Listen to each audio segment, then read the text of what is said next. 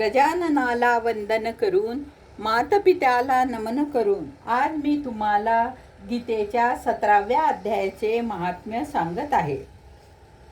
महादेवजी म्हणाले, हे प्रिये, माहुतांनी त्याची अशी चिंताजनक अवस्था पाहून राजाजवळ त्या हत्तीच्या उपचारासाठी सर्व वृत्तांत सांगितला.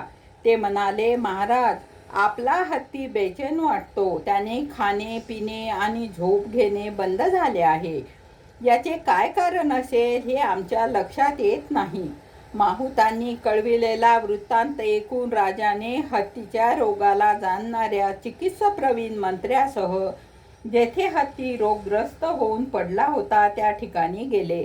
राजाला पाहताच त्याने आपल्या वेदना विसरून सर्वांना आश्चर्य वाटणाऱ्या नाविन्य म्हटले सर्व शास्त्रे जाणणाऱ्या राजनीती समुद्र सुद्धा समूहाला त्राही भगवान करणारे असे भगवान विष्णूच्या चरणी प्रीत ठेवणारे महाराजाधिराज या औषधापासून काय घेणे आहे?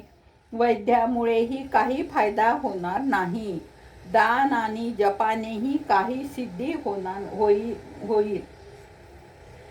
जपानेही काय सिद्ध होईल? आपण कृपा करून गीतेच्या 17व्या अध्यायाचे पठण करणाऱ्या कोणत्याही ब्राह्मणाला बोलवून आणा. हत्तीच्या सांगण्यानुसार राजाने सर्व तसेच केले.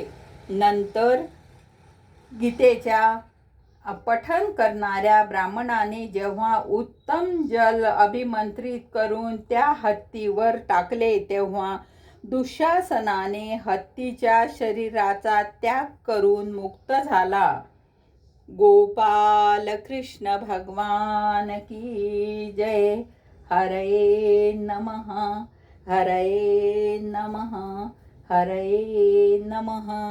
राहिलेला अध्याय आपण उद्या घेऊ. ओम नमो भगवते वासुदेवाय. ओम नमो भगवते वासुदेवाय. ओम नमो भगवते वासुदेवाय. ओम नमो भगवते वासुदेवाय.